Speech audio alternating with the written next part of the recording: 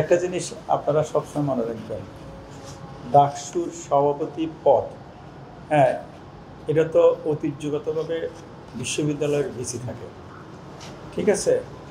এটা নির্বাচন কমিশনের কোনো কাজও না, তাদের সাথে এটা নিয়ে আগে দাম দরবার হয়ে গেছে, সেটা অনুযায়ী চলতেছে।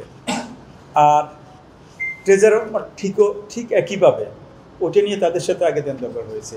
নির্বাচন কমিশন তো আমরা সেগুলো নিয়ে, অর্থাৎ গঠনতন্ত্রের কোনো কিছু করার ক্ষমতা আমাদের এখানে নাই।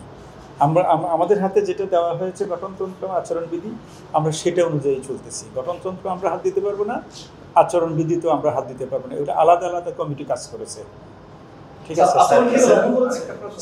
ছাত্রলীগের যে জুলিয়াস সিজারের মনোনয়ন নিয়ে কালকে ছাত্ররা আপত্তি তুলেছে, সেভাবে নিষ্পত্তি হয়েছে।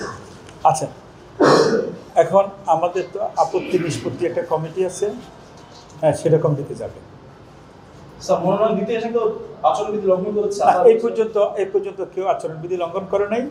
তারা কেউ 5 জনের উপরে কোনো মিছিল অথবা স্লোগান দিয়ে আসে নাই কেউ। তারা আমাদের আচরণবিধি যেভাবে আছে, তারা যেভাবে অ্যাকসেপ্ট করেছে সেভাবে তারা আসছে, হ্যাঁ। এবং কেউ যদি একজন বেশি ঢুকলেও তখন সে সাথে সাথে হিসাব করে বের হয়ে গেছে। এটা আমাদেরকে মানে আশা জাগায় যে তারা মেনে চলতেছে। আমরা এখন পর্যন্ত বিশ্ববিদ্যালয় প্রশাসন এবং আমরা এবং আমাদের অংশীজনেরা সবাই লেভেল প্লেইং ফিল্ডের বিষয়ে যারা যেভাবে চেয়েছে এই পর্যন্ত আমরা কাজ করেছি। আরও কোনো জায়গায় যদি আপত্তি থাকে সেটাকে আমরা ইনক্লুড করার চেষ্টা করতেছি, হ্যাঁ। আর গোয়েন্দা সংস্থার ইস্যুটা তো আমরা আর বলতে পারবো না, তারা আলাদা বাহিনী, তারা কাজ করতেছে তাদের মতো, হ্যাঁ। তারা যদি আমাদের কাছে কোনো রিপোর্ট দেয় তাহলে হয়তো আমরা সেটা পর্যালোচনা করে দেখব।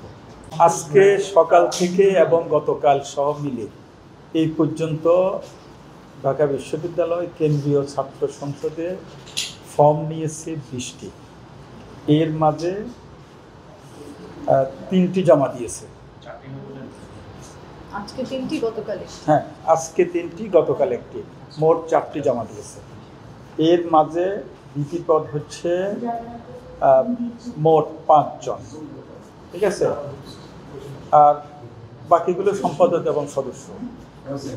আর হল সংসদের ক্ষেত্রে গতকাল এবং আজকে যে ডাটা আমরা পেয়েছি, এতে দেখা যাচ্ছে মোট 18 জন ছাত্রছাত্রী তারা ফর্ম নিয়েছে। তারা কোন পদে নিয়েছে সেটা আমরা এখানে এই মুহূর্তে বলতে পারছি না। আমরা হয়তো 18 তারিখে আপনাদেরকে একটা সামারি দিতে পারবো, টোটাল হলগুলো থেকে কতগুলো ফর্ম গিয়েছে, কতগুলো বিপি অথবা অন্যান্য পদগুলো, সেটা আমরা তখন বলতে পারবো।